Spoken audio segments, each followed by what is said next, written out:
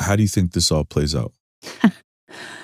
How do I think this all plays out? I don't know.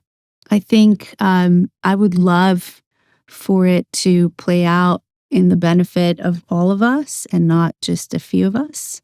Um, but the path is clear of what it should be done, but is it easy? No. And, do we have the stamina to go and figure this out?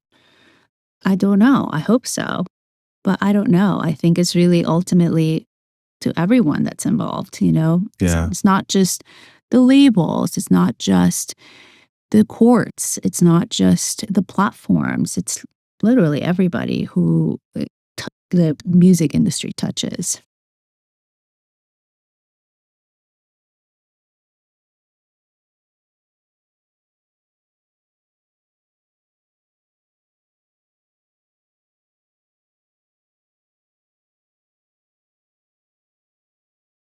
Hello, how are you? I'm doing great. How are you? I'm doing amazing. Can't complain. I have in front of me the one and only Isabel Quinteros.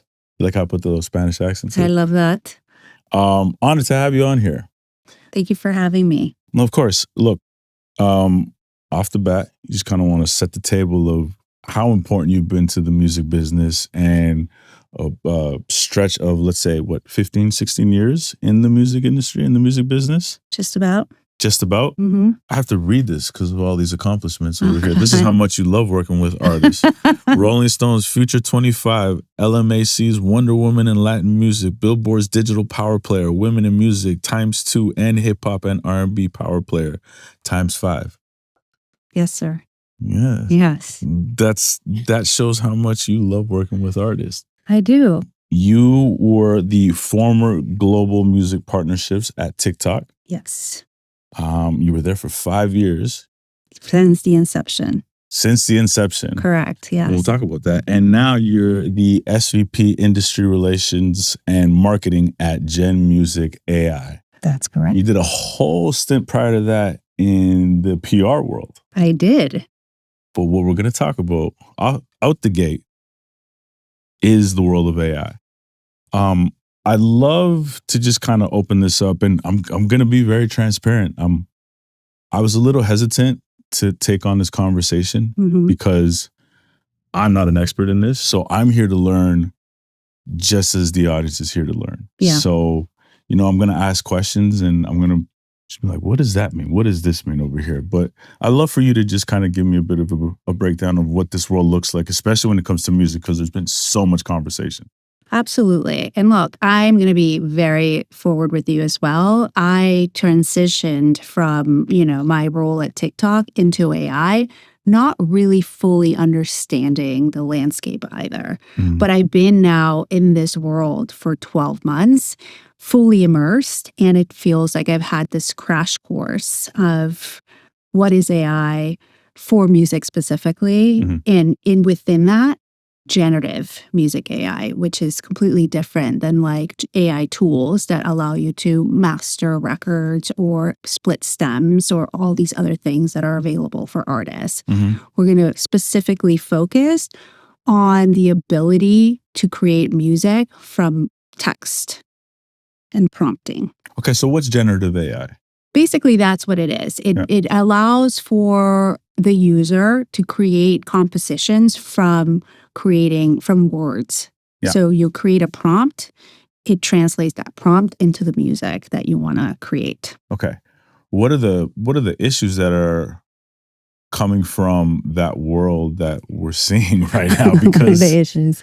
Well, I think the biggest issue right now is just how is the machine or the AI learning? And it's learning from the work of everybody who has ever put music out without their knowledge or consent. And I think that's really what's being discussed right now and what's at the table. And it's going to be the first piece of the puzzle to be able to move forward. But it seems like, now it doesn't seem like it. I mean, the reality is there are companies out there that are moving at lightning pace. Yeah. And it seems to me that that's happening. They're just breaking everything because there is, I guess, whoever gets it right or gets the biggest market share will win this battle, it seems like, with these companies. Yeah. I mean, it's just the nature of startups, and especially in technology, right? It's like disrupt, break things and rebuild them in a much faster and quicker way and make them very scalable. But Yeah. But how can they do that? What do you mean by how can they do that? How can a company like Suno or one of these companies take all this copywritten music, put it through their LLMs, right? That's the right term? So an LLM is mainly like a language-based AI. Okay. This is more like generative music. Okay, Yeah. so So it's a different type of AI, but it operates in the same way. Right. In the sense that it's essentially contextualizing the words that you're putting in as a prompt into musical notes. And depending on what is that you want to create with that platform, it'll provide you with that sound based on the words you're choosing. Right. And it can really run the spectrum, right? You can either be super technical with it, give it BPM, give it, the type of instruments and how you want to layer it. Or you can be really abstract and say, hey, I want you to make me a song that reminds me of being at the beach at sunset. And it'll essentially use that to figure out which kind of tone and instruments and mood you want to create and give you options based on what you're trying to look for. Right. So to answer your question, right, it's like, how can they do this? Yeah. I think it's more about like, they're building something that is so innovative, right? And it's very exciting that they were able to figure this out. They went ahead and did it just to prove the technology works. Now that it does work, now it's a conversation of like, all right, now we know that this is possible, right? Like what is the guardrails that we're going to put in place to ensure that we're not shooting ourselves in the foot and creating this thing that is going to learn from every possible artist without any sort of compensation or attribution for future works. But the companies are still, they're right now, there's lawsuits going on and all that stuff, right? So they are saying that their argument is that they can train on music because it's protected under fair use. Right. And therefore, they should be able to continue to build these tools, to build this platform using everyone else's IP because it is fair use. Now, obviously, there's a lot of problems with that argument. I'm no lawyer, but just from a pure ethical place, it just feels wrong to steal copyright or intellectual property of anyone really who has put their time, dedication, dreams all into this body of work that is now up for grabs. Licensing in music is incredibly complex because everybody owns a little piece of this record. And to get anything cleared, it would be very difficult to try to get, like, let's say Travis Scott, if you try to go and clear Sicko Mode, you would need to go and try to clear it with like 35 different stakeholders. Right. And that would just take crazy amounts of energy, money, and, it would take just one person to say no to essentially block it from getting cleared. Right. So the way that the music is set up, music licensing set up today, it's not conducive to any sort of AI clearance. Right. Yeah. It's not like, this isn't like something that's was already kind of put pen to paper and figured out in the court of law. This is all being figured out in real time. Yeah. And, it's very complex and it's very challenging. Yeah. And I think part of the reasons why companies went ahead and did it without getting the proper licensing is because they knew it was going to take too long. There is this sort of difficult conversation that happens when you're speaking to stakeholders about new technologies and the use of music, because there's this lack of understanding of the technology itself or a lack of vision of where this could go, and also operating from a place where it's traditional framework of monetization that doesn't really work with AI, right? Like if you think about how royalties work, you're chasing pennies of a dollar across, a ton of verticals. spectrum, Yeah. right? But here we're talking about chasing pennies of a dollar of infinite amount. Mhm. There's no way that's sustainable. So this is why it's so complex, right? Like you can't chase the same sort of royalty system or payments in this new paradigm. Therefore, you need to go back to the drawing board and figure out, well, how do we monetize this, knowing that there's so many players involved, and how do we all get a seat at the table? Right. That's going to take a long time. But then you have, this sort of like race to try to figure it out now because the technology is ready. Yeah. So that's sort of the balance of where we're at right now. All right, we're going to take a little break because being an independent artist takes a lot, and Venice makes sure you don't have to figure it out alone. The Venice team listens to your music, provides direct feedback, builds your release plan, and connects you with opportunities that move your career forward. Venice is the only distributor that opens real doors. They've brought their members to YouTube offices, introduced them to top artist managers, and had Kendrick Lamar's engineer mix their record. Their focus is always on giving artists real access, real support, and a team invested in their next step.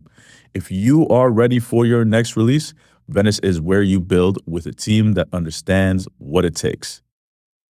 Now let's get back to the pod. So how does this get figured out ethically? Because you have, and Shara Senra, she's the founder and CEO of Gen Music AI. You're at that company. Tell me a little bit more about what you guys are building. Yeah, so I joined Gen. So back in September of last year. Yeah. And the reason why I joined Gen and got into AI in the first place, because I was looking at the music landscape, trying to figure out what was going to be the next wave that was going to basically transform the music industry. And it just seemed like AI is going to transform beyond the music industry, basically every industry that we touch. It's disrupting everything. Correct. And to me, my entire career has been built through my relationships with artists.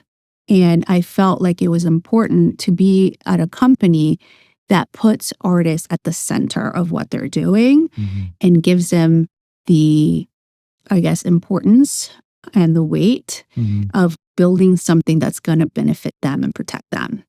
That's why I joined Gen. And, I really appreciate Shara's perspective. It's not easy to do, to go out there and license training data, but she was able to do it. And so it is a proof of concept that it can be done. It's just going to take a long time. Yeah. I think it's time. Time is of the essence again. So I understand why there is this sort of push and pull between doing it ethically and then going down a disruption path. Yeah. I think there's some people who are, if I was going to take the other side of the argument, there's, I think, individuals who think about it and they say, well, how is this any different than sampling, or when, people had their own DAWs and all of a sudden a session player is no longer necessary, or a drummer. Yeah. Right. How does this become any different in this world?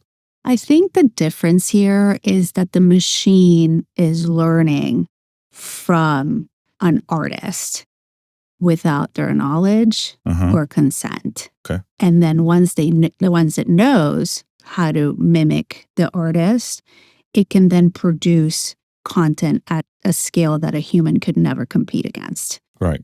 So that's the problem, right? It's like, well, how are these artists going to get compensated for the work that they're doing if it's protected under fair use and your machine gets better, but their music, now it's not just in competition with humans, is now in competition with himself, with a machine that can output much more content than they could.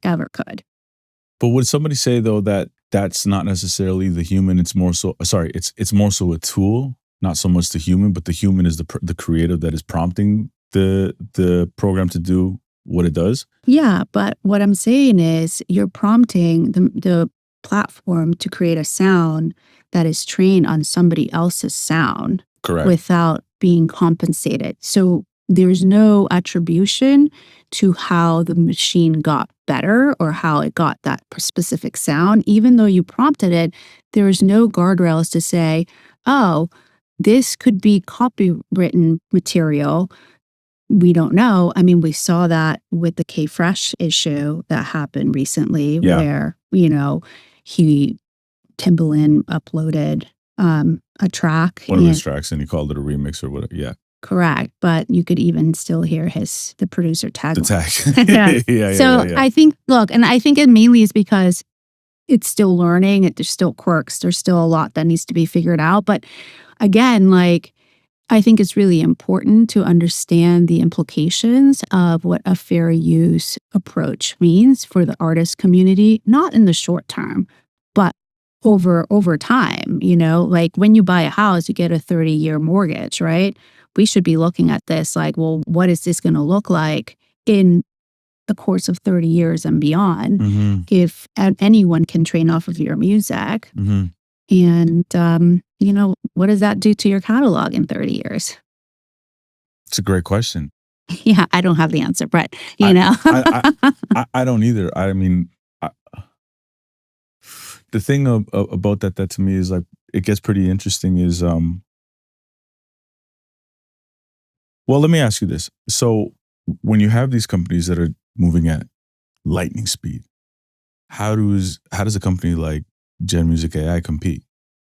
Well, we compete in the sense that we're creating what we're calling a clean, base model that gives brands or partners the peace of mind that they're not going to be infringing on any copyright, and they're able to then wholly own the output that is created. Yeah. How big is the catalog that you guys have got? Well, we continue to grow it every day, but she's been able to clear about 65 catalogs already. Oh, wow. Yeah. So it's a work in progress, and that has actually taken about 3 years to get done. Yeah. And there's more conversations. I think as the AI conversation heats up, more people are interested in speaking to us about their catalogs, because we have a framework that allows our partners to monetize in perpetuity.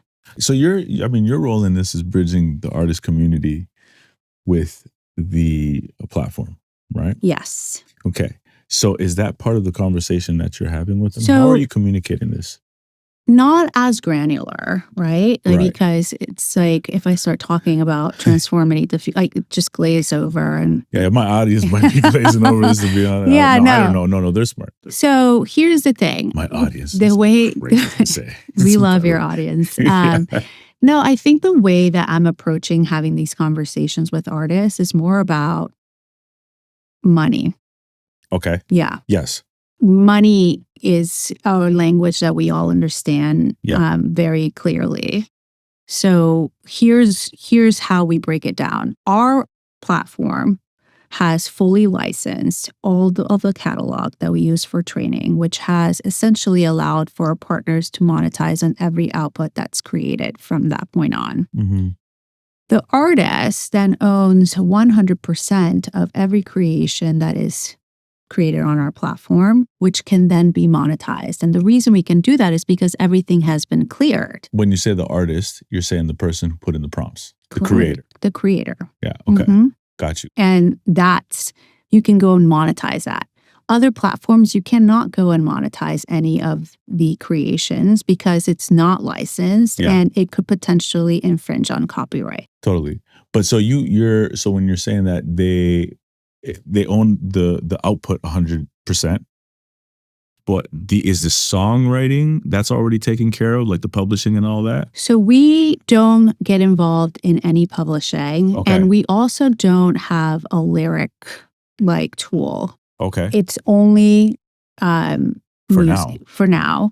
And the reason we haven't done that is because it's very difficult to go and try and train and get everything cleared once you have all of the lyrics. We saw it with Anthropic recently, like they got sued over the lyrics. And so we're just trying to keep it as clean as possible and move as quick as we can, but also be mindful of the artist community and ensure that they're protected. All right, everybody, we're going to take a little break because if you're listening and thinking, fuck, I could really use some guidance right now, and you're serious about building your career in the music industry, I'm now offering private strategy sessions.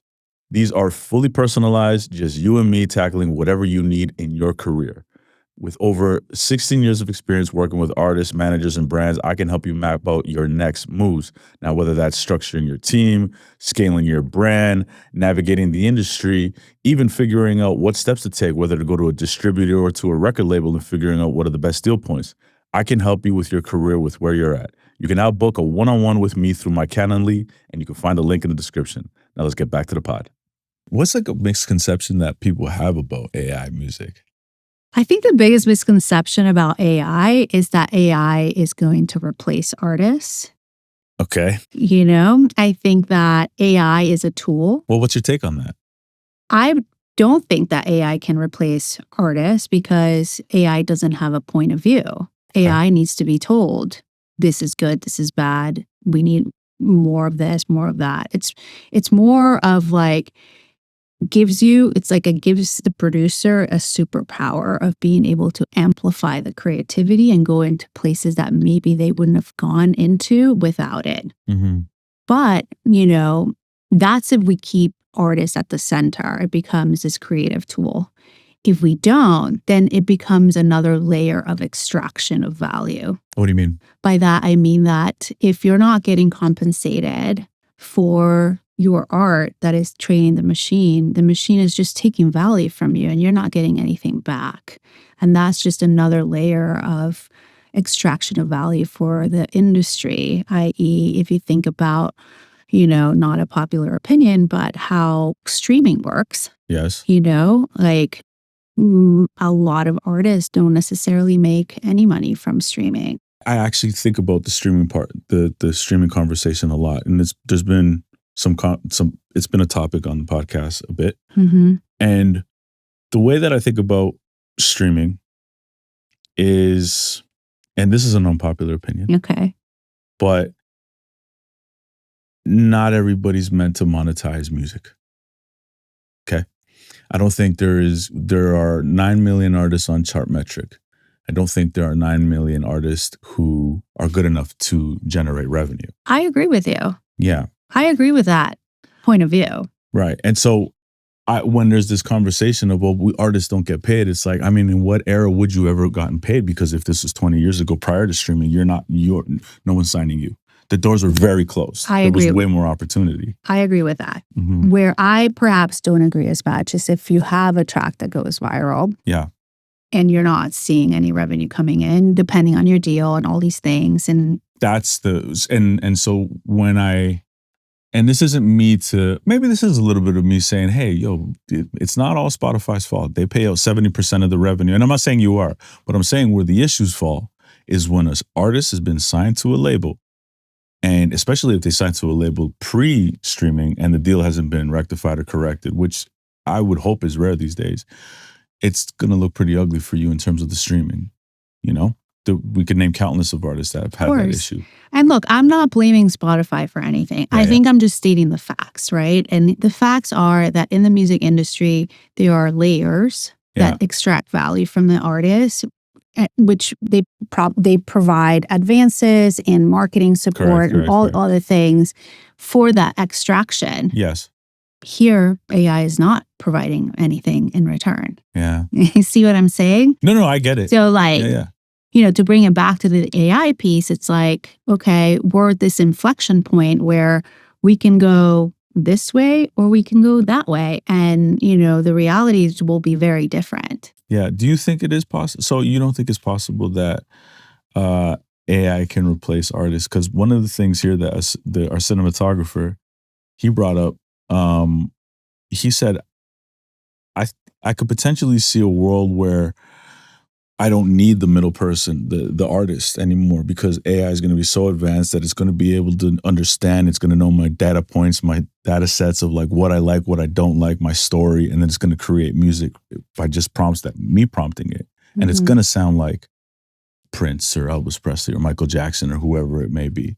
Like there's a world that could happen as well too, which is interesting. It's just like, can you market that? Can you brand that? That's what I'm saying. Yeah. You know, it's very difficult, and we don't know any of this, right? But it's very difficult for me to imagine anyone connecting deeply to music that doesn't have a face or a story or a personality. Do you know what I mean? Like all of my favorite artists I connect with at like a deeper human level because of they're telling me a story through their music, or, you know, they make me feel something. Yes.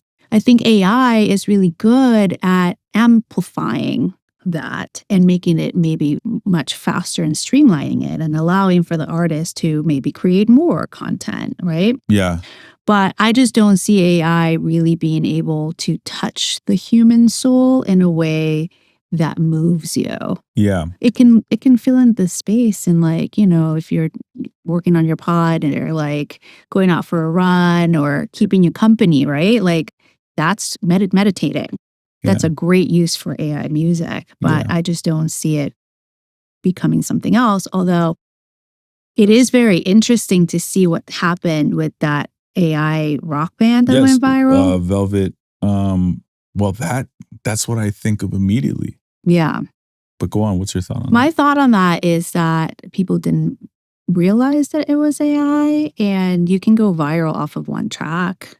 Like we've seen it on TikTok all the time. I think the thing that made it go viral was that it was pretty much in your face. The imagery was all you could tell that it was prompted by AI. Like the photos of the band, like the press shots and all that stuff, it looked completely like AI. But when you heard the music, you were like, this is pretty damn good. And that's where it got everybody kind of messed up. Yeah. But then let's go deeper, right? How did it get so good? Right. Well, where did it learn from? Right. Is the people or bands or training data that they use getting compensated for it? No, exactly. We don't know, right? Like most likely not. Yeah. So that poses a lot of issues. Let's call it what it is. Yeah, you know? So it's like, yeah, okay, let's say it does go viral and it does make money and then it's just computer generated. What does that mean for the music industry? But isn't that a counter to the point of that, you know, this potentially is going to be an artist, quote unquote, that people are going to accept. Like, this is actually making good music. The only issue, I mean, it's pretty good marketing. At the end of the day, on I think it's got on Spotify 1.4 million monthly listeners. And the fact that I don't have the name in front of me right now is killing me. But it's Velvet something. Sundown. Velvet Sundown. Velvet Sundown. Thank you.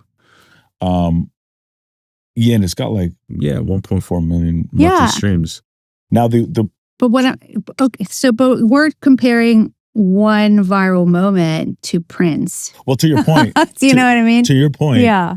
I listened to the record. I went on Instagram. I saw that there was nothing really there. I was over it.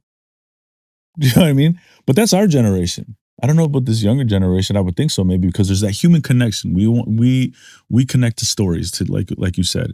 And artists, I will always say this, artists always have the ability to make us feel and say things that we don't know how to quite communicate better than anybody else, right? And they make us feel in a very real way. And especially when you hear more about their story and you see where they come from and what they're talking about in their interviews or whatever it may be, there's a deeper level of connection that can come from a song as well. But, you know, it's a little harder to imagine a world where like there's a deeper level of connection with that AI. It is very interesting though, because I look at my kids, because you said our generation, and I look at my kids. My kids are 7 and 3. So my 7-year-old, how are they interacting? Is very much immersed in the world of Roblox and Minecraft and like gaming. His experience with music is much different than mine, in the sense that he is interacting with music as opposed to being a passive listener. And I think we've seen sort of the evolution of that with our generation where we used to be passive listeners. Yeah.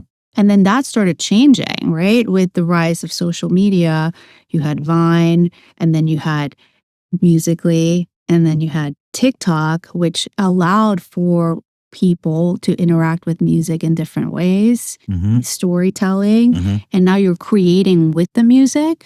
I think AI is now the next evolution where you're going to be creating your own music. But that doesn't take away from good artists. No. You know what I mean? It's just Not like at this all. thing. So that's where I think there's going to be this rise of music creation that is for personal use and Yes. for your own enjoyment that has nothing to do with the experience of seeing somebody that can actually tell a story through music that moves you. Yeah, and I think that concert, going to see a show, that in real life experience is going to become way more valuable in the future. That's how I look at it, because you're not going to have. I mean, already in today's day and age, there's great performers everywhere, but I feel like with so much music and so much noise, the performance part of it is going to have to really stand out. You got to really have to hone your craft. Yeah. And those people are going to win in the long run, in my opinion. I agree. I mean, look, everyone talks about like, we don't have any superstars. There's nobody breaking through, like we go back to the old tried and true, and it's way more difficult to kind of reach that pinnacle that, was a lot more attainable 10 years ago. Yeah. That's going to become harder and harder. And I was watching your conversation with Mag, where he was talking about niche markets and how that is going to be the future of music. And I wholeheartedly agree with. Yeah, I agree. Yeah. I think it's not going to be about the one track or the one album that sells 10 million records. Yep. It's going to be like smaller but more hits, with your super fans that are going to support you through your journey. I agree. I mean, just because music is so democratized. I mean, the internet's just completely changed everything. Right? Yes. So, like, yeah, absolutely. Even this podcast wouldn't exist if I didn't go incredibly niche. Yeah. But I'm able to monetize off of this because there's an audience for it. Yeah. It might not be a large audience, but I'm going to go super deep to be able to bring value to an audience that. And that's what I'm talking about, right? Like, because you have a point of view. And going back to what I was saying with AI doesn't have a point of view. It needs somebody to tell it what the point of view is in order for it to create. I guess some people out there have the argument to say that, like, well, doesn't Pris Kanye West or something? I listen to Kanye. I'm inspired by Kanye. I start to produce music and it sounds like Kanye. I start to make revenue like, in production. I start selling my production, getting fees and advances or whatever it may be. But Kanye doesn't see the revenue from that. Only I do. Yeah. That's like an argument I've heard, right? Yeah. Have you heard that argument? Yeah, of course. And I think logically it's easy to follow. Yeah. But when we're talking about technology, you are able to essentially have the ability to give attribution where attribution is due. And there should be compensation for it because you can. Just because humans can't do it doesn't mean you shouldn't do it when technology's around. Do you know what I mean? Yeah, of course. Yeah. So I think, you can see it both ways. What is the right way? I obviously have my opinion, but there's others that feel differently. And I think it's really up to the industry and the community of artists to make up their mind of like what they're comfortable with. But what I do see is that they're not being educated. There's no real, effort from labels, publishers to provide information of like what it means to use certain tools that aren't licensed to the future of like your music and your ability to monetize. Yeah, the majors are starting to have those conversations with them. They've talked about that publicly now, trying to figure out what that looks like, right? So their artists can get, so Labels can monetize.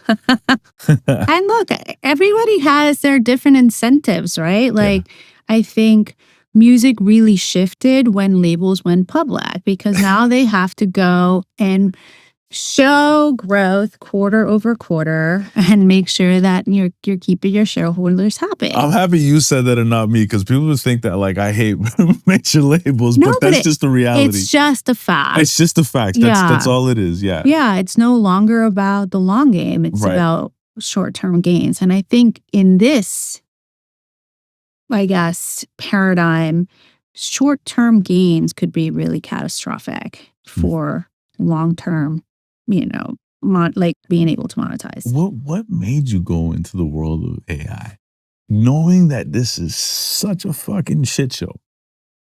Well, like this is like this is the only way I can think about it is just like what made you go into the world of AI knowing that this thing is so expansive and there's so much different opinion?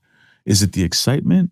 I think Is it the challenge? It's the challenge, but also it's a blank page almost. And to have the opportunity to be able to advocate for something that I believe in before it gets set on stone is really attractive to me. I mean, this is why I joined TikTok in the first place, right? Like I joined in 2019. Nobody knew what it was. It was just a few months after the rebrand. And it was Musical.ly first and then it became TikTok, right? Yeah. Correct. Yeah. But I joined right after they did the rebrand to TikTok. And, that's a crazy story, but and a crazy trajectory. And it allowed me to really put my fingerprint into how things got done, which was really exciting.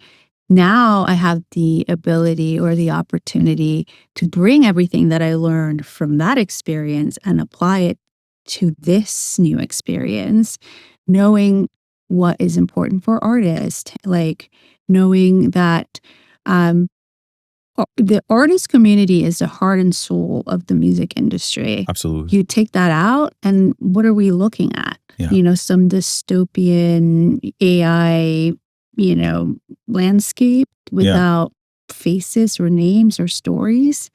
Yeah. That part is, scary to think about. Yeah. But we're here today where we can still advocate and try to influence as much as you can. Yeah. Do you feel like you're gaining traction in that? I feel like there is traction with certain artists who are very passionate about the space. Imogen Heap being one of them, Lou Bell, Manny Marroquin. Like, there's people in the industry that care. I saw that. Those people that are on the advisory board, like that's correct. That's a good team right there that you got. Yeah. Mike Karen. And obviously Mike Karen, we love him. But there's still a lot of misinformation or lack of information of what artists should be paying attention to. Okay, so what should artists be paying attention to? I think, look, the biggest thing is get involved. Mm-hmm. Don't sit this one out. This is so important. Get involved, get to know the technology, understand where things are moving. The decisions are not just getting made in the boardroom this time around. They're being coded also in the tools that you're using. If you're cool using tools that have unlicensed music, you're consenting to, this paradigm where it's fair use and I'm just going to go use it and use it in my own music without really understanding the implications of that, what that means to your own IP and catalog. But the reality is a lot of these artists are using it. That's what I'm saying. Yeah. Yeah. I feel like it's an interesting conversation because people will be saying that, I don't agree with this and it should be copywritten, but many artists are using this in the studio right now. 100%. And I understand why. The technology is incredible. You have to, but also you kind of have to because that's where it's going right now. It's just because, like you said, speed, right? Correct. And that's the thing, right?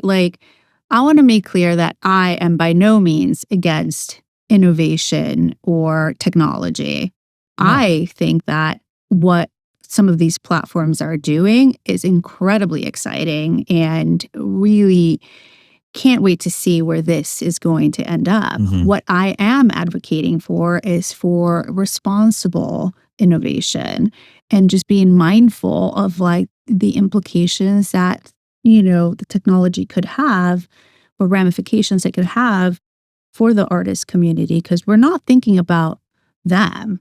We're optimizing for scale and speed of technology without taking under account of like what music is. Music is not just content. Music is culture, it's relationships, it's storytelling, it's community, and all of that is being kind of swept under this race to just, be number one. So what can artists do then? What I told you, I think that once they need to be educated, they need to be advocating for their own rights, making sure that their voices are being heard, like, that they understand what it means when you're using these tools. And is it easy? No, it's not easy, but the path is clear. The path is clear, ethical. The ethical approach is what's going to create a sustainable business. Is it easy? And no. Fuck no. Something that I saw that was really interesting about Gen, and by the way, I don't have any shares in Gen Music AI or anything. I'm not getting paid to say this, be clear, but I saw it was interesting that you use the blockchain, right? I do. And that's how you track. How are you using the blockchain? So we use it in two ways. One, for every output that is created, we check. We have a fingerprinting technology that ensures that there is no copyright infringement against 150 million commercial tracks before, I know. And once it's created, it hashes it on blockchain, giving you metadata or like a certification saying that it's been cleared. Okay. Therefore, you have now this certification that you can't erase or change. Yeah. Can I ask a question on that? Not to cut you off, but when you say 150 million tracks, copywritten songs, okay, is this continuously updating? Okay. Yeah. So 100,000 every day, whatever the number is. I think it's just checking basically the bigger tracks that are essentially getting submitted through the PROs and all of that. For us, and really Shar, because she's the visionary behind all of that, she believes blockchain is going to be the technology that will essentially help with royalty payments in the future, because it'll be able to track. Yeah, she's not alone in that. Yeah. I mean, Mag believes in that too. Yeah, exactly. And Ghazi. So there's a lot of people that see it that way. So she basically built the technology with this already under the hood for when the time comes, it'll be ready to go.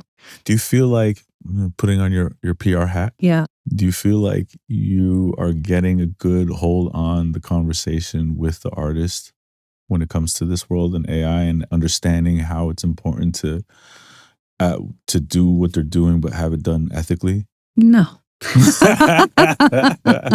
Not at all. But, it is early days. Like, it feels like we've been in it for a long time, but we haven't. It's been what, like a year? Yeah. Maybe 2 years. I forget exactly when Suno first came out to market, 2023. But it hasn't been that long. No. And if you think about how long things take to kind of get into mainstream, I think we still are very much in diapers. Yeah. However, it is an important conversation, and I think it's one that's going to get figured out within the next few years, and artists should be involved. They should have a seat at the table. They should understand what it means and how it's going to affect them, not just their current work, but their previous work if they're an older artist with a catalog. I think, to your point, it's easier for artists to get involved in this conversation because, as we mentioned before, everything's been decentralized. Back in the day when you were having when it was just labels having the conversations with streaming platforms, artists didn't really have a say in that. And there wasn't this the independent market didn't really have the share of the market like they do today. And so that conversation wasn't happening with the songwriters and the artists. I mean, still challenging with the songwriters. When Napster came around, the same thing. The music industry was pushing against it. A little bit of a different dynamic with the streaming platforms, obviously, because of what they learned with the world of the Napsters. But it was like too late by that point. Where it feels like when it comes to the conversation in AI, it still doesn't feel too late. It feels like things are moving incredibly fast. They are. But at the same time, I'm hopeful that there is going to be some type of resolution where you will be able to protect the copyrights of songwriters and artists. I mean, that's what I'm hoping as well. And you're right, it's still not set in stone. There's still conversations that can be had. I think that if we don't act on it now and deal with it head on, we're going to be committing the same mistakes from the past, but Yeah. at a much bigger, larger scale, Yeah. you know? Yeah. So this is like going back to your question about why I joined AI is mainly because I feel like I can still be an advocate. Like there's still time to be able to shape this in a way that is, beneficial for everybody involved. I'm not saying pay everything to the artist. I'm saying just bring them to the table and have them have a piece of the pie, Well, you did it once with TikTok. I did. Well, I'd love to talk a little bit about that Sure. because you said that what you did at TikTok, identifying kind of what you're doing now, right? Not kind of, but very much is very helpful Yeah. because that was a very, very new experience for the music industry back in 2020 when you got there. Yeah, I mean, it transformed the music industry in 5 years. What was that like in the building when you were having those conversations? Because it's rare to have somebody on the podcast that was at the forefront of TikTok and how that revolutionized the business. Yeah, it wasn't easy in the beginning. Nobody really understood what TikTok was. There was a lot of misconception that it was a lip syncing app. I was brought in initially to diversify our artist community. We had a lot of tracks that were going viral that were in the hip hop and R&B genre, but there was no representation on the app. And so I was brought in to have these conversations. And to be honest, it was very difficult in the beginning because of the name and they just didn't understand what it could do. So, Plus, Triller was a big competitor at the time. yeah, Triller was essentially a big competitor, and I remember their slogan really well. TikTok is for kids, and I would have to basically swim upstream from there. But Wow.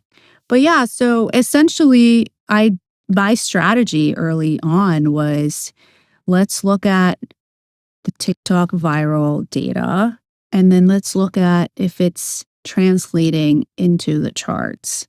And I started drawing a correlation between the two and then looking up at managers of the artists that were going viral who were hitting the Hot 100 and texting them and being like, Sage the Gemini Red Nose is going viral. Do you want to know why? Hit me up. And that's how I started the conversations. And they'd hit you up? Eventually, I started getting inbound on it, but it wasn't easy in the beginning. Yeah, but people didn't realize that. People didn't realize because you have to remember TikTok back then wasn't the TikTok of today. No, of course not. We had less than, I think, 20 million monthly active users when I joined. Wow. Yeah. No way. Yeah. We weren't in the mainstream lexicon. In the zeitgeist of it all. No, yeah. we weren't. And so this is April 2019 when I started. And I didn't really start onboarding until probably around June, July. I remember my first onboard was Blueface and Trippie Redd. Wow. And so I started going for... So Elliot understood it earlier. Yeah, but I didn't go through the labels. Oh, okay. Yeah. You went through the managers. I went directly for the artists. Okay. Mainly because of my relationships. I've always been close to artists because of my PR days. Yeah. And I always felt like labels sometimes didn't care about it because the song that was going viral wasn't part of the new album or a priority. Therefore, they missed the point of trying to put any energy into it because it was Right. that time of the way of thinking. Yeah. But yeah, exactly. So you have to remember, like, everyone was just kind of focused on the new release. But yeah, no, it was very interesting time. It was incredible experience. It transformative in so many ways. And I was able to witness firsthand how it changed people's lives. Like, the amount of success stories that we had like a small hand in to, pull them from wherever they were into like the Yeah. world stage was incredible to witness. And I always, I don't know, but like my thinking was always that if something goes, something goes. You just never know on that platform. Back then, it seemed like it was, I don't want to say easier, but songs went crazier back then. Yeah, I mean, you have to remember. It just got saturated at the Yeah, time. exactly. Yeah. There wasn't as many users. Yes. And Pandemic changed was that. kind of like an innocent time, right? So like Yeah. it was just sort of kind of organic, and the trends were easy to spot and they lasted longer. And once, things started picking up, more users started coming to the platform, other types of content became popular, whether it was vlogging or fashion or whatever it was. It changed the taxonomy of like what was in the app. And so music became one of many other things, and it wasn't as dominant, which I think is just a natural progression of growth, It was an interesting time, like I have never experienced anything like it. It feels like it'll be like, catching lightning in a bottle. Tell me some of the different ways that Gen Music AI, yourself, Shara, the team there, have created to monetize. Yeah, so we have our patented technology called Style Filter, which essentially allows for Gen to train on a single track, which what that means is it can infuse your output or your creation with the track's style and vibe without infringing on any copyright. So, for example, if you really like Imogen Heap's Hide and Seek, which is obviously our who we launched it with, you could create a track that sounds like Hide and Seek, but it's more of like how you prompt it. There's more than subscription model. There's like a whole bunch of different avenues of monetization. Yeah. So we have our subscription model, we have our Style Filter marketplace, and then we have our API. Got you. And the reason why we can do an API is because our model is clean. Yeah. So brands can use it without the fear of copyright infringement. Have you been able to have some good conversations with some brands too? We have, and also with platforms who are very interested in integrating Gen into their developer platforms to allow developers to integrate Gen into their applications. Developer platforms? Yeah, think about it like Roblox. Yeah. They could integrate Gen into any sort of game that they're developing for the user to create their own music as part of their gaming experience. Going back to Roblox, you said something that was really interesting actually about how your 7-year-old child interacts with Roblox, and we interact with music now. But I'm curious, so how does your son interact with music? Because I wouldn't assume it's the same way that the 19 or 20-year-old does with, TikTok, for example. He loves. And I'm asking that question. I'll explain why in a second why, but it brings me back to this AI world here. So there's a game called Brookhaven on Roblox, which allows you to create your own digital reality and experiences with other players in this town. Kind of like The Sims? Kind of like The Sims. and you experience it as a digital avatar. But my son created a nightclub with his friends, all 7-year-olds. That's 7-year-olds. That's 7 Yeah, years. Okay, and amazing. they were able to create their own music in the nightclub experience. Create their own music? Yeah, with prompting and essentially creating Wow. a musical experience digitally that they were able to enjoy. They're all on FaceTime playing and having this Okay. social experience Okay. in a digital space. And as you're watching this, are you recognizing that these kids are all loving a particular song that they created? You know, it's so funny. So, not a song that they created, but there was this massive trend called Sigma Boy. And it was a Russian song, started on Roblox, bled into TikTok. And everyone from my son's school to even like my nephew and niece that are like 14 and 15 created this entire sort of experience around Sigma Boy and Sigma Girl. And then I checked and this track went viral. Okay. And then they created an English version. So we're seeing trends. Sigma Boy? It's called Sigma Boy. Did somebody create it? It's a Russian song from like a Russian pop star that somehow got into Roblox, and then everyone created their own sort of version of it within Roblox. And then that trend led into TikTok. And then if you look it up, you'll see all of the different videos created to Sigma Boy. No shit. Yeah. Wow. It's a crazy, crazy time. These little kids are really interacting with music in a much different way. So hold on, let me understand this correctly. These kids actually they all interacted with Sigma Boy and Sigma Girl, but they all created prompts to just create different variations of the record? Mm-hmm. I don't know, Isabel. What? I don't know. See, that's the part where I start to think about this, and I think that's the scary part. That's the scary part. It's scary because they think of it, they're not going to look at this. I shouldn't say they're not. It shouldn't be so definitive, but they will look at. It seems like they can look at artists much differently than we will, or music. Oh, yeah, unquestionable. Yeah, that's going to be the case. Yeah, because again, we come from a generation of passive listening to a little bit of interaction with music through the creation of videos. Yeah. You know? Yeah.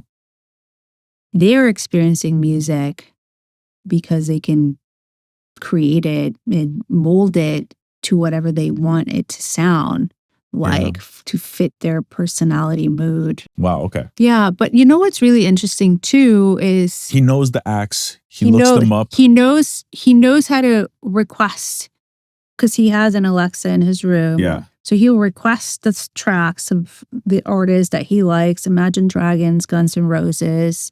It's a couple other ones that always show up. But then also, he looks for playlists that are gaming related. So Among Us, I don't know if you're familiar with that gaming. No, if you can't tell, I don't have any children yet. So Among Us has this playlist on Spotify that he listens to on a regular basis. He also plays Squid Games on Roblox. And so he loves all of the Squid Game music because it reminds him of his playing experiences.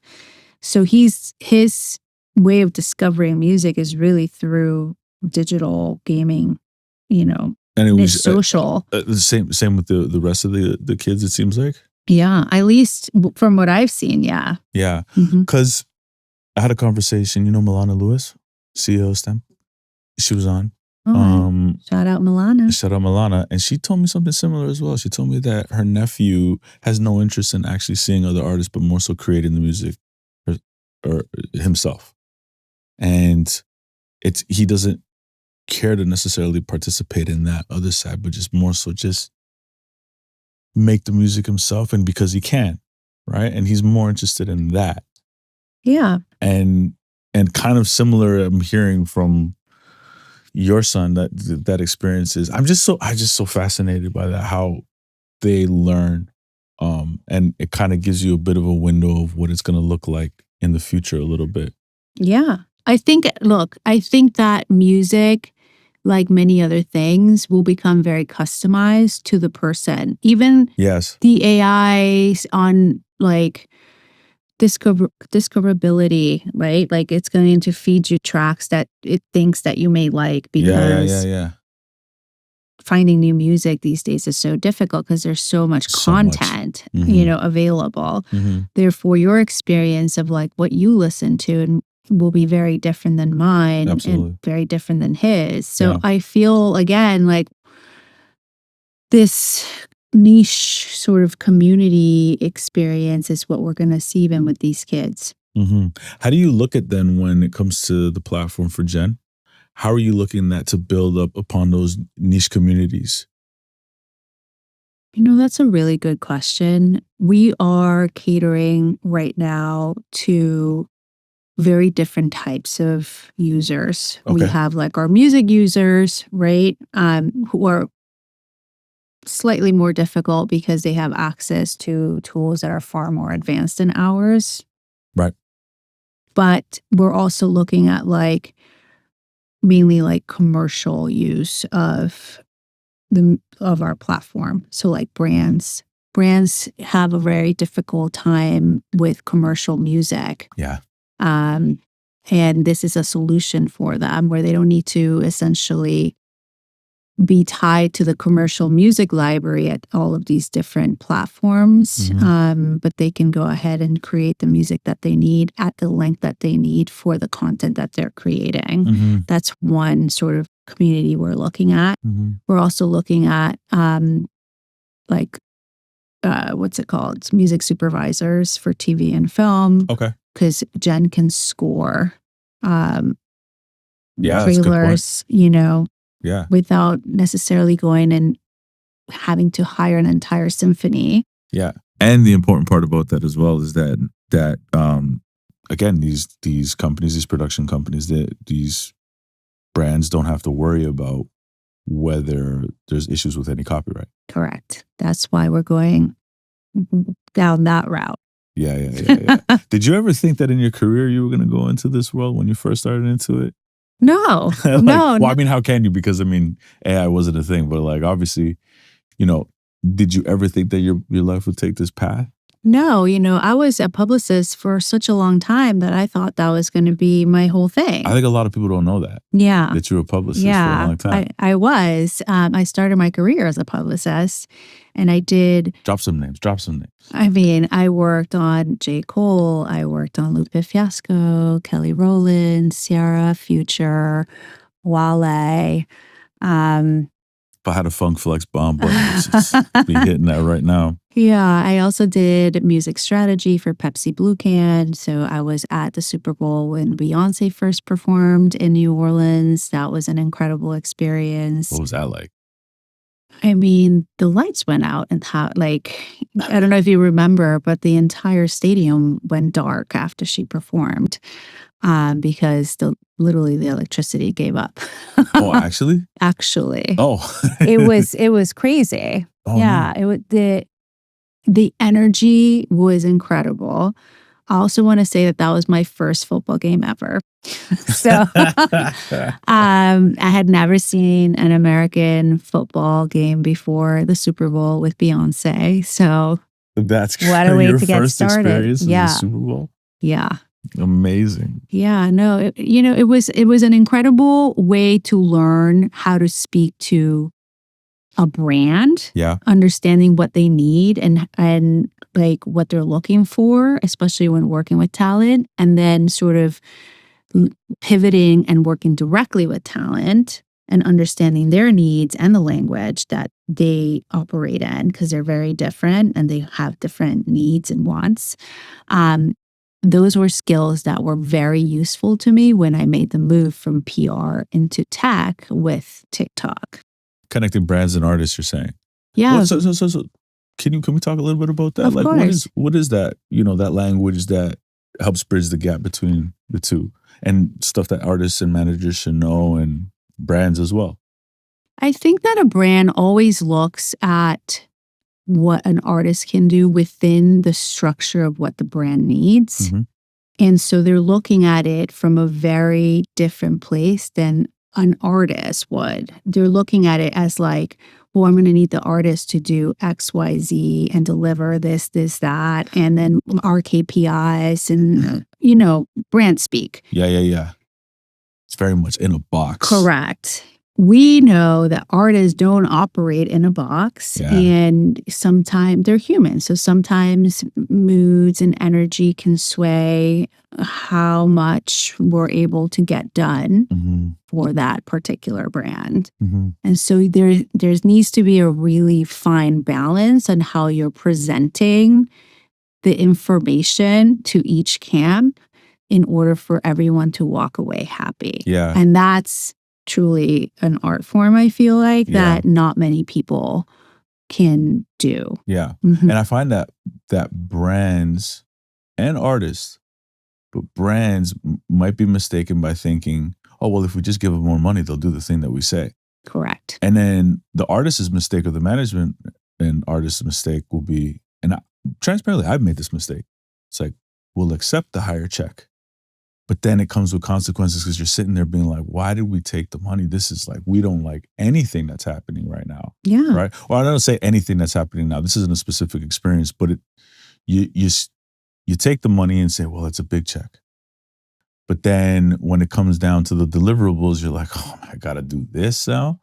And then it becomes a clash of the identity or the brand of the artist. It doesn't feel right. It could be really, This is why having someone in the middle that can put the right artist with the right brand, and not only that, but package it in a way that everyone walks away happy with the right expectations, Mhm. is critical for any campaign. Okay. Brand or not, even, at TikTok or at Gen, right? Like, Yeah. here's what we're trying to do. Here's the expectation. Here's the artist. This is how the artist likes to move. Let's package the campaign in a way that makes the artist see the value of what we're bringing to the table, so it's mutually beneficial. Mhm. Like, that's the piece, Mhm. right? Like, once it's mutually beneficial, it becomes a much easier path than if you're just writing a check and they see it as transactional. It's like, Mhm. you're paying me, but I'll give you what what we agreed on, It's but always, maybe less. yeah. The worst ones feel transactional. Correct. Yeah.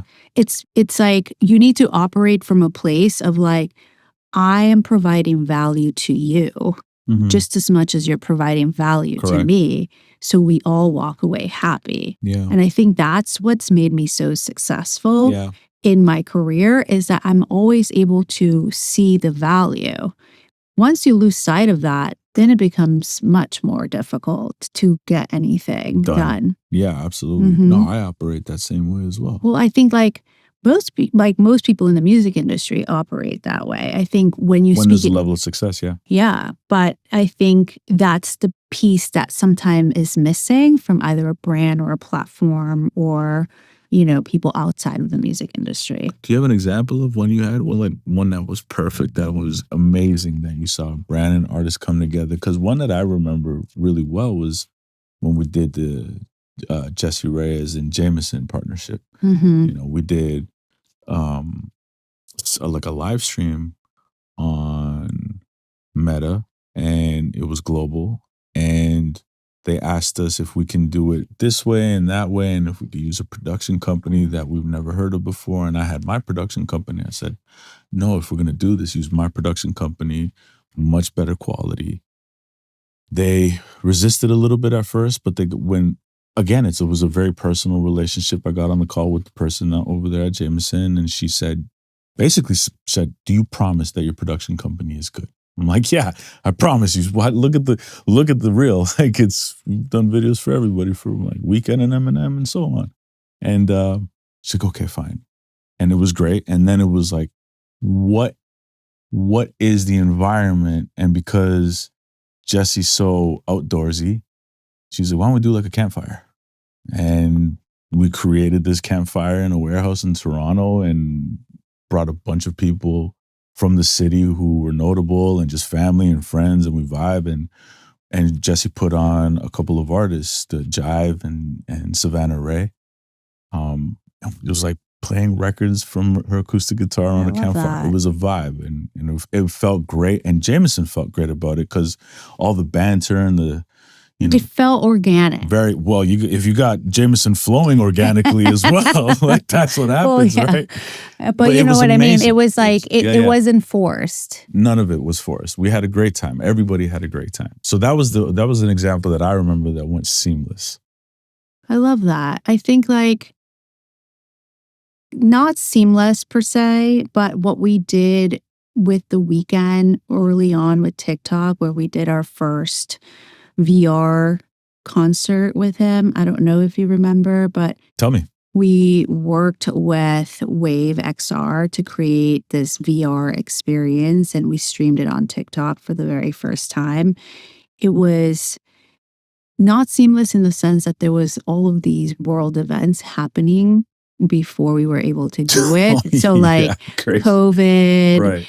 BLM, I mean, it was like one thing after the next. So I wasn't sure if it was going to happen, but it was like, oh my goodness, everything kind of came together perfectly, you know? And once it streamed, I mean, it really cemented The Weeknd's album as like this incredible piece of work that still to this day is charting, you know?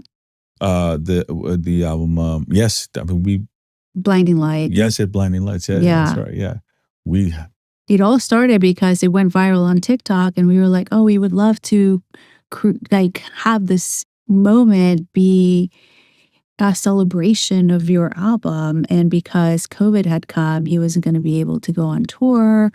And so we thought this could be a really good opportunity to continue the momentum of the album. Yeah. And the rest is history. And listen, the more we talk about our Canadian legends and icons on this podcast, the better for me. I love it. Yeah. I love it. Listen, I'm hometown guy till the end. And I've had a chance to work with Weeknd, Lamar. We loved working with Lamar. Like he's a genius. I've said it before. Good, yeah. And Melissa of his team. Shout out to Melissa, yeah. We love her. Sal. And everyone from Republic. I mean, everyone, we literally came together to make this incredible cultural moment happen during a time where the world was still shut down. It reminded me of,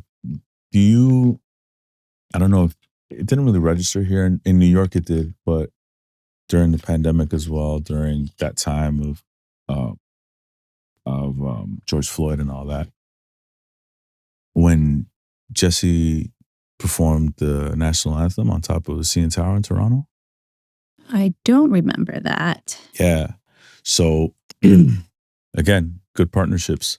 I remember watching the games, and they were in the bubble. You know, they were in Florida, and I saw that the national anthems were being pre-recorded, and so I had a contact at MLSC, which is the organization, the ownership for the Toronto Raptors, and I reached out and I texted him and I said, "Hey, what if we did Jesse Reyes' national anthem?" And then he texted back. He said, "Oh, they're in the bubble." I said, "Yeah, that's okay. We'll do it on top of the CN Tower." And he wrote back, "Jesus." But I was dead serious. And so for those people who don't know, a lot of people over here in the US think that the CN Tower is the Drake Needle. So, you know, on views where he's sitting on, that's the CN Tower. So outside, you can actually go on the outside of that. Not sit down like how Drake did, you know, but like it's an actual experience. It's the Skywalk, I think it's called. So if you get attached to a harness, and so I just was watching the game in the bubble, and I was looking outside of my balcony, and I saw the CN Tower, and I just thought to myself, that'd be crazy. And when I texted him, he said, "Jesus," we got on the phone and we made it happen within 11 days because the playoffs. That's crazy. Yeah. But you know, like those are the types of things that like when they come together that quickly and so seamlessly, oh my God, yeah. It's like magic. It was so insane because it all came together in 11 days from from the idea to pre-production to production to then broadcast. And the Raptors got involved. The Raptors, I don't know if can say this, but the Raptors asked if she would get on a knee, and Jessie said, "If the harness doesn't choke me, I'm down." Because she has to go down there. And Jessie was a great sport about it, and she sang the national anthem, the Canadian national anthem, and the American national anthem. It was a moment in Canada for sure. I love that. Yeah, it was insane, and it all came together with the city, CN Tower. We had to get permissions, and I had to go make sure that this is in the middle of a pandemic. I had to go make sure when there was no COVID test readily available, the whole crew had to get tested twice. I had to go to a hospital to go do it. It was crazy lockdown in Toronto in that time. I mean, same here. It was very intense in LA. Yeah. That was. I mean, I really appreciate those conversations that you bring to the table because you have a wealth of experience in so many different departments. Yeah. I mean, I was looking back, preparing for this conversation. I was like, we have a lot of ground to cover if we want to do the whole thing. Yeah. Yeah. But I am very grateful that I've been able to have this journey because it's been an incredible learning experience all throughout, learning how to be a publicist to moving into tech and doing artist partnerships to now moving into AI and trying to figure out the mess that we're in. What's really kind of been the thread through all of this is my relationship with artists and how much I love working with them and what I can bring to the table and the value I can provide for them. That's the thread that I follow is like, I love working with artists and I want to continue to be able to provide value in whatever I do. Ideal world, how do you work with artists when it comes to Gen Music AI?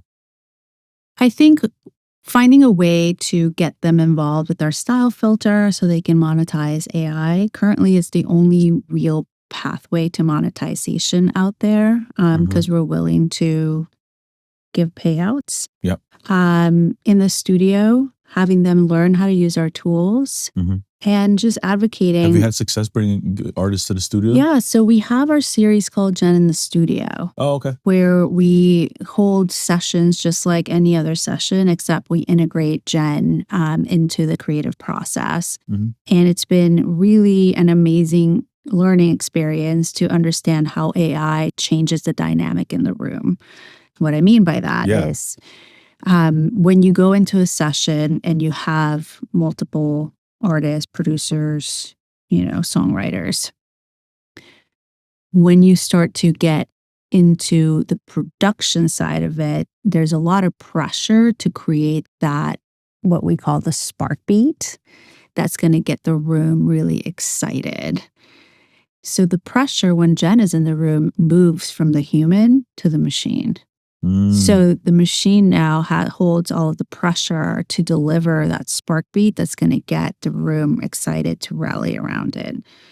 And so for the first, I would say, hour or so, it almost feels like study hall because everyone's on their computers and headphones creating songs and pulling stems from different beats that they want to maybe build on and then have like a show and tell where they showcase everything that they found exciting and then they collectively decide which one of the beats is going to be the one that they're going to work on. That's dope. Yeah. That's awesome. It's a different dynamic than what you see on a regular studio Have session. You guys put those sessions out?